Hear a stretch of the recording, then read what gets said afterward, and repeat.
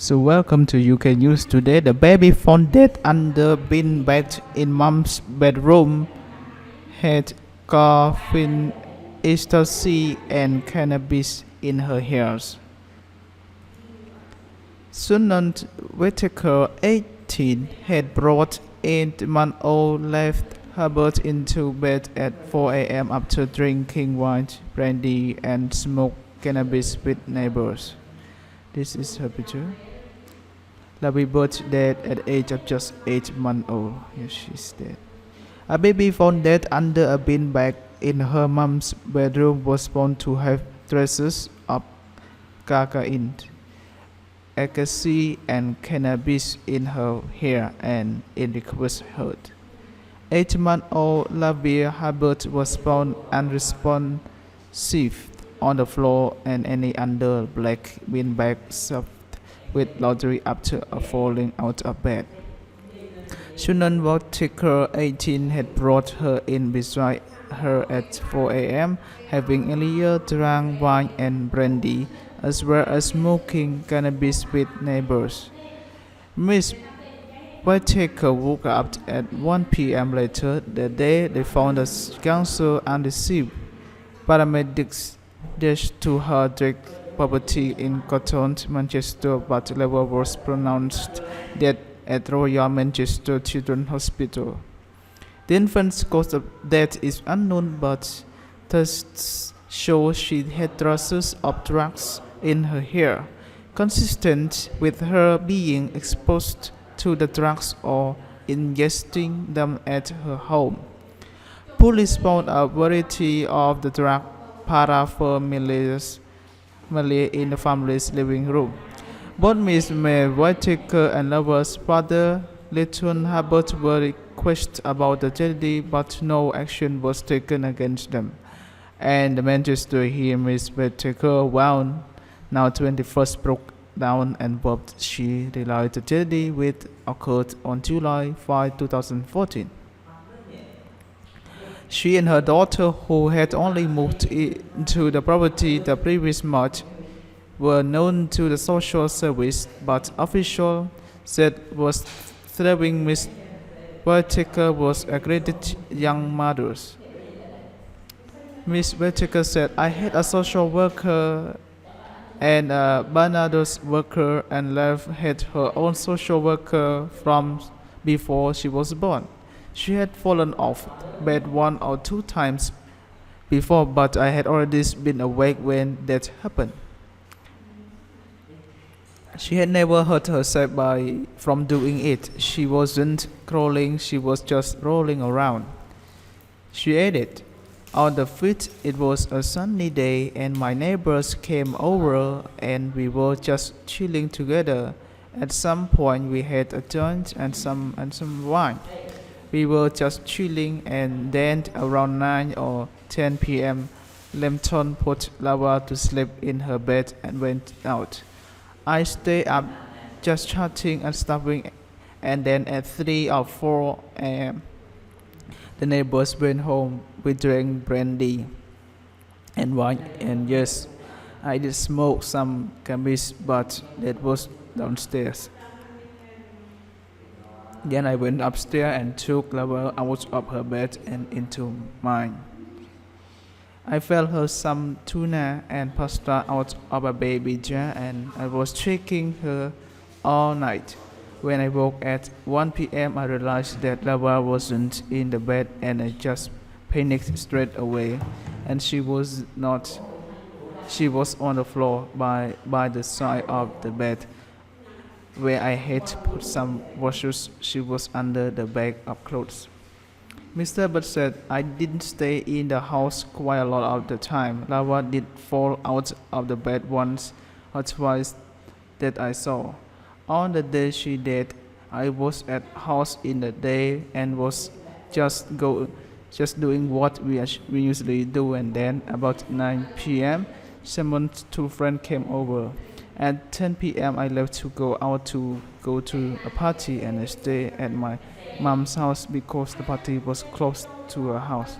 I got a call in the morning telling me what happened. She don't seem fine. She was with her friends. I think they had drank they had drank 2 bottles of wine and something, and there was brandy. When asked how his daughter came into contact with drugs, and Mr. Bird said, I don't know really. Maybe it was on something she had touched with the drug had been on that she had hold of. I don't know. What's the only way I can explain? And possibly from the surface, we did not smoke cannabis in the house. I did not ever smoke cannabis in front of, and I did not take cocaine in front of her either. Pathologists Dr. Naomi Center said no internal or external injuries were found on Le'veah, but confirmed cocaine, MDMA, and cannabis traces were found in her hair. She added she was exposed to the environment the drugs had been in and ingested them from a contaminated surface in the house. It does not mean that she had been felt them. They were all lower wells in and hair and had not been in the baby's system at the time of the death. It probably was not affected the cause of death. There was no evidence of aphasia determining a particular cause of death is very difficult with the circumstances.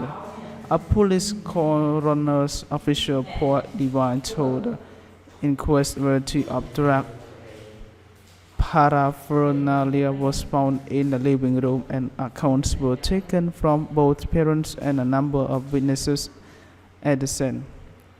A report was sent to the CPS, and they decided there would be no criminal charges brought in this case. There can be no link between parents to cause their death.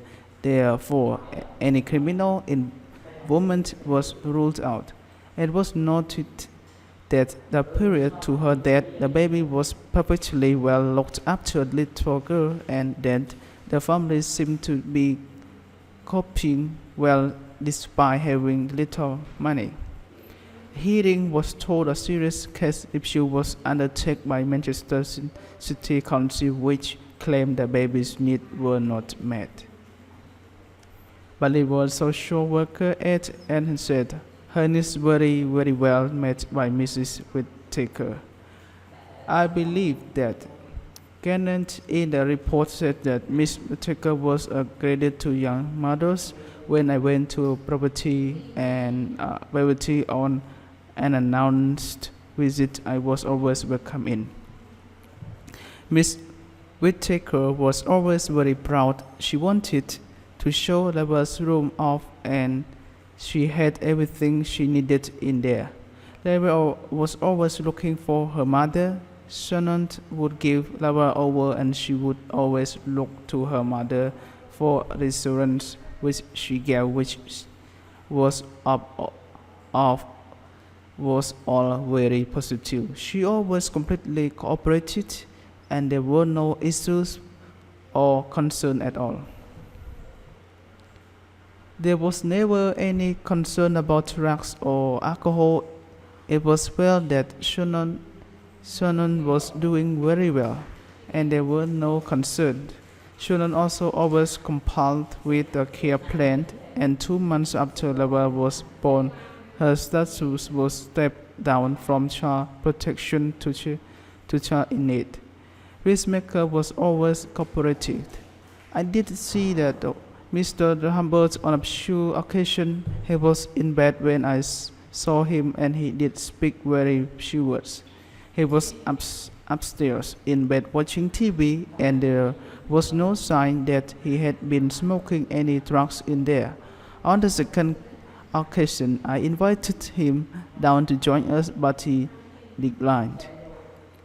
Written an open conclusion, Coroner Frona Burry said, at the time of Le'veah's death, her mother was just 18 years old and was clearly an vulnerable young woman.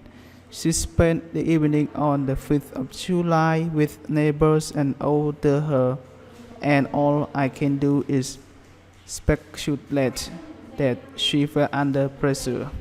This case is certainly touched, and the social workers involved with Le'veah said she was thriving and doing so well and no concern had been noted. Okay, thank you very much for the news today. I hope you enjoyed this news. Thank you. Please don't forget to subscribe my channels to get more news. Thank you.